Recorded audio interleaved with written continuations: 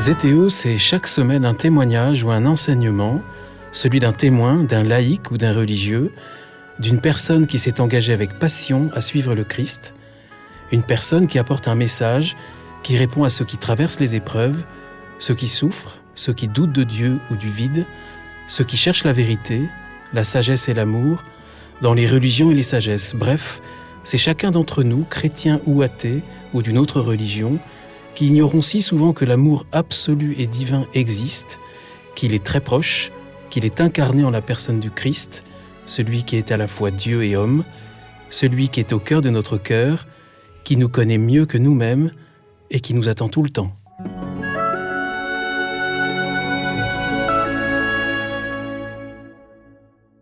Bonjour chers auditeurs de Zétéo, bienvenue pour un nouvel épisode. Nous poursuivons, nous rentrons davantage dans le mystère de cette semaine sainte et c'est avec joie que je confie le micro au frère François Cassin-Géna-Trévedi qui avait déjà commencé hier par une méditation au sujet du jeudi saint et aujourd'hui une méditation pour le vendredi saint. Bonjour Guillaume, donc nous continuons notre méditation avec la suite de ce grand drame pascal. Dans l'Antiquité, les auteurs tragiques, les tragiques grecs, bâtissaient des trilogies, c'est-à-dire 3 pièces de théâtre. On en a conservé une qui s'appelle l'Orestie d'Échille. Mais on pourrait comparer ces 3 jours, sommet, cœur de notre foi, jeudi, vendredi, nuit du samedi, à la plus grande trilogie, au fond. 3 jours. 3 jours et 3 nuits. Ces 3 jours et 3 nuits dont parle le livre de Jonas. Jonas dans le ventre de la baleine, 3 jours et 3 nuits. Jonas, figure du Christ, annonce du Christ. Je disais hier que le génie du Christ, c'est de faire de son destin un festin. Le destin du Christ, il faut bien l'appeler de ce nom, est un destin tragique. Il ne faut pas avoir peur. Comme le nôtre, il ne faut pas avoir peur du tragique. Notre vie, nos vies humaines connaissent, traversent toutes, un jour ou l'autre, ou tous les jours, le tragique. Le tragique de la maladie, le tragique de la séparation, le tragique de la trahison, et pour finir, le tragique de la mort. Ce qui donne à notre existence humaine une dignité, une gravité incomparable. Surtout que nous savons que nous allons mourir. L'homme le sait, et ça donne à sa vie une gravité, une responsabilité incomparable. Puisque je sais que je vais mourir, qu'est-ce que je vais faire de ma vie? Qu'est-ce que je vais en faire? Et c'est ce que Jésus fait, il la donne. Il ne la perd pas, mais il la donne. Ou plutôt, il la perd en la donnant, puisque Jésus dit, celui qui perd sa vie à cause de moi, la trouvera. Il y a une perte, oui, il y a une perte. Comme on perd du sang, on perd la vie. Mais dans ce perdre même, il y a un donner qui est possible, qui le rattrape. Jésus va perdre sa vie, il va perdre tout son sang. Mais de cette perte, il fait un don, il en fait un chef-d'œuvre. De ce qui est une destruction, il fait un chef-d'œuvre. Et c'est là qu'il est l'artiste incomparable. Il est l'artiste, si j'ose dire, de sa propre mort. Et là, il y a le génie du Christ, il y a aussi tout le génie du christianisme. Ce génie qu'avait très bien vu un père Teilhard de Chardin, qui dans un petit livre, qui réunit certains de ses écrits sur la souffrance, il montre que le génie du christianisme, c'est de voir et de comprendre que toutes les forces de diminution, de destruction, d'échec, cette matière morte, ce poids de la souffrance, nous pouvons en faire quelque chose. Nous pouvons le transformer. Et il y a, j'oserais dire, une industrie de transformation, industria, au sens étymologique. Le christianisme, dans son cœur, dans son sens, si souvent trahi, est un génie de transformation, pas un placebo. On va mourir, on le sait. C'est pas un placebo, c'est pas une illusion, mais c'est un génie de transformation de toutes les forces de mort en vie. Puisqu'il n'y a qu'une seule chose qui compte, c'est pas la mort, c'est la vie. Jésus est pour la vie. Pour la vie. Et le maître mot, je suis la vie. Mais ce je suis la vie connaît la mort. Et Jésus a son destin d'homme, qu'il assume, qu'il a vu depuis longtemps, depuis le début de sa vie publique, peut-être même bien avant. Jésus est prophète. Et il marche volontairement, consciemment, vers sa mort. C'est le grand tournant du chapitre 9 de l'évangile de Luc. Il prit le chemin, il durcit sa face, et il prit le chemin de Jérusalem, en sachant bien sûr ce qui l'attendait. Et Jésus, qui n'est pas un suicidaire, attention, il ne s'agit pas d'un suicide, il s'agit d'une assomption volontaire, consciente de son destin. Il sait qu'il a des ennemis, il sait qu'on va lui tendre un piège. Ma vie, nul ne la prend, mais c'est moi qui la donne. On peut le souffleter, le flageller, le crucifier, le transpercer. Oui, perte. Mais ma vie, nul ne la prend. C'est moi qui la donne. Jésus fait un don de sa mort même. Et ça, on le sent très bien dans l'évangile de Jean, dans le 4e évangile, où Jean nous présente un Jésus qui a une maîtrise impressionnante de lui-même face à Pilate. Le dialogue avec Pilate, qui est magistral, qui est très respectueux, qui est peut-être un des plus beaux dialogues du Nouveau Testament. Lorsque Pilate demande à Jésus, mais qu'est-ce que la vérité ? Et Jésus ne répond pas. Et la seule réponse que Jésus donne à Pilate c'est chacun de nous, c'est sa mort sur la croix. Dans ce drame, alors peut-être que le vendredi saint, on peut écouter, lire des grandes choses, relire la Passion, une des 4. Et peut-être, au cours du carême précédent, pendant la Semaine Sainte, on peut, pourquoi pas, réécouter la Passion selon saint Matthieu de Bach, ou la Passion selon saint Jean. Là, c'est la théologie en barre. La manière dont Bach a traité chaque détail, chaque verset de la Passion, c'est une leçon de théologie incomparable, d'une magnificence incroyable. On peut relire aussi les Lamentations de Jérémie, et puis essayer de... La Passion, c'est pas une question d'hémoglobine, comme je disais hier. On pourra mettre tant qu'on voudra, on passera à côté de la réalité. J'ai remarqué que dans les synoptiques, dans les évangiles, quand on regarde les évangiles de la Passion, le mot « sang » est quasiment absent. Sauf, chapitre 19 de Saint Jean, il en sortit du sang et de l'eau. Et puis dans l'évangile de Luc, la sueur de sang de l'agonie. C'est tout. C'est tout. Alors n'en rajoutons pas. Restons dans l'esprit de cette maîtrise de Jésus, dans cette magnificence de Jésus, dans cette pudeur de Jésus, et dans cette exposition totale qu'il fait de lui-même, qui est à la fois la plus tragique et la plus sublime, celle d'un homme qui se livre totalement. Jésus ne résiste pas.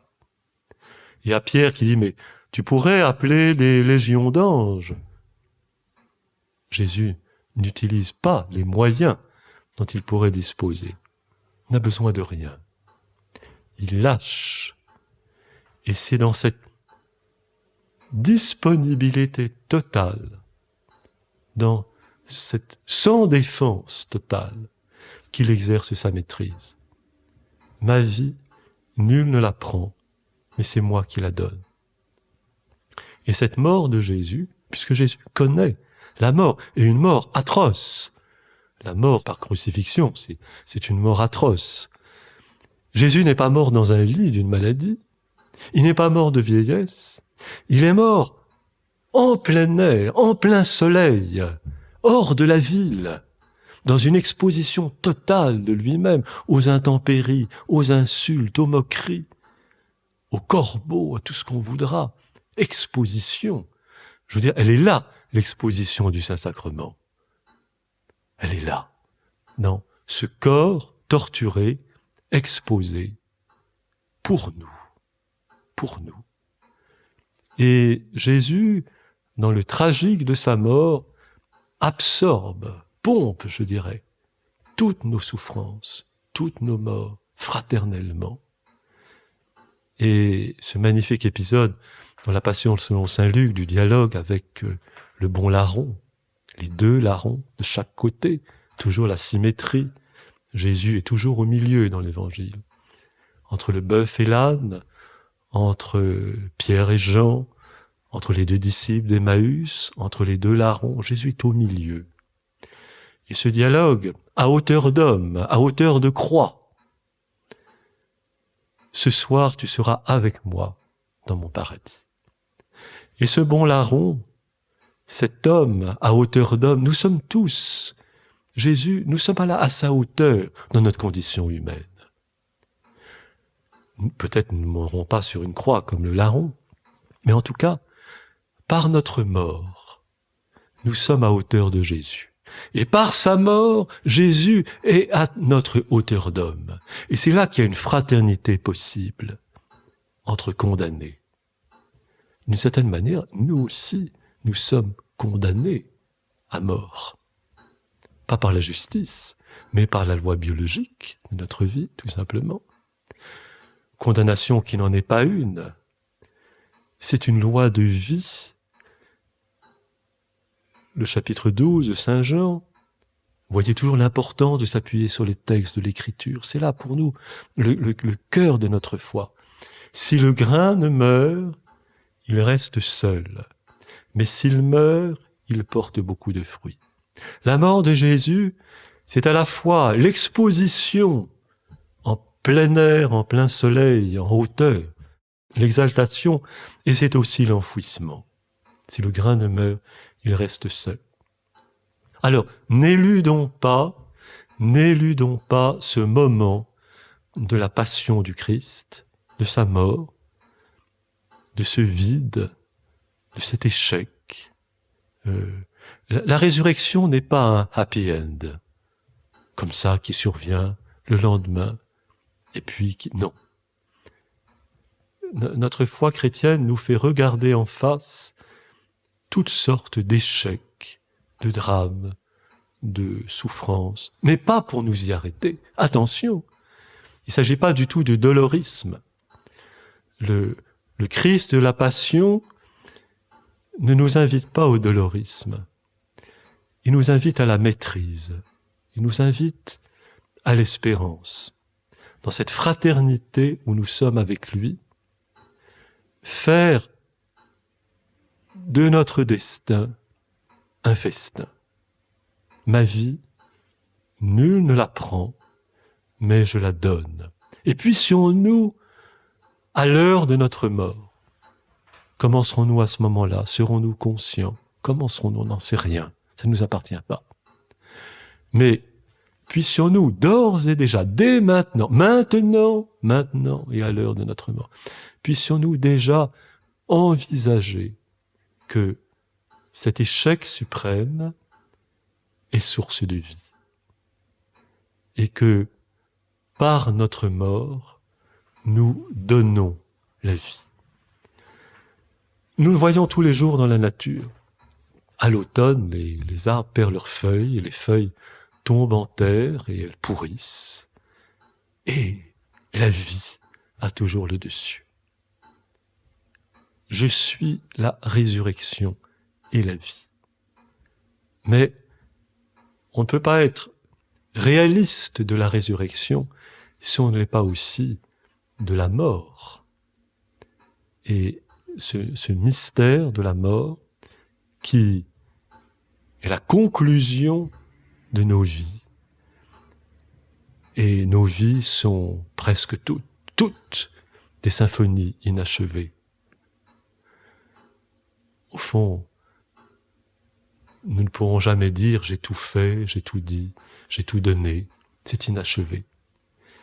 Mais Jésus prend cela entre ses mains et l'achève en lui-même, et le remet aux mains du Père. « Père, entre tes mains, je remets mon esprit. » Et les paroles du Christ en croix qui sont tellement sobres, et dont les musiciens se sont emparés, les 7 paroles du Christ en croix, ces paroles qui sont une espèce de chapelet que l'on peut tellement faire sienne. J'ai soif, quelle parole. Combien d'hommes et de femmes disent aujourd'hui « j'ai soif ». Et puis, pardonne-leur, ils ne savent pas ce qu'ils font. Est-ce que vraiment le pardon a place dans notre vie? Est-ce que nous sommes prêts à pardonner comme lui? Et puis surtout, mon Dieu, pourquoi m'as-tu abandonné? Début du psaume 22, qui va s'achever sur la perspective de Pâques, ce psaume 22, qui est le psaume de la Passion. Mais Jésus passe par ce cri, et poussant un grand cri, il expira. On pourrait, en faisant un jeu de mots, Jésus-Christ, Jésus crie. Et Jésus est celui qui épouse tous les cris de l'humanité. Tous les cris que toute l'humanité pousse, passe, accouche, je dirais, dans le sien. La croix, le vendredi saint, c'est un accouchement. Voilà, c'est pas une fin absolue, c'est un accouchement. C'est le cri d'un accouchement. Père, entre tes mains, je remets mon esprit. Dans une déposition, on parlait hier de « je pose ma vie ». Jésus pose, donne sa vie pour nous. Il la pose dans 2 directions. Il la pose en notre direction, pour nous, et puis il la pose vers le Père. Entre tes mains, je remets mon esprit. Et c'est ça la paix, finalement. La mort, elle se consomme dans la paix de cette remise totale entre les mains du Père, ce Père mystérieux dont Jésus n'a cessé de nous entretenir, qui nous a appris à prier, dont il nous a dit qu'il est aussi le nôtre, mon Père et votre Père. Père, entre tes mains, je remets mon esprit. Eh bien, tâchons de vivre ce vendredi saint dans la compassion. Et la compassion en mettant sur le crucifié toutes les souffrances que nous connaissons, les nôtres, toutes celles de nos proches, toutes celles... Si nous pleurions ce jour-là sur l'humanité, quelle belle manière de célébrer le vendredi saint. Il faudrait que ce jour-là, en vision intérieure, nous regardions les enfants de Gaza, les morts en Ukraine, ceux qui meurent de faim, ceux qui sont torturés, ceux qui sont violés. Et ça devrait nous tirer les larmes. Ne pleurez pas sur moi, pleurez plutôt sur vous et sur vos enfants. Amen.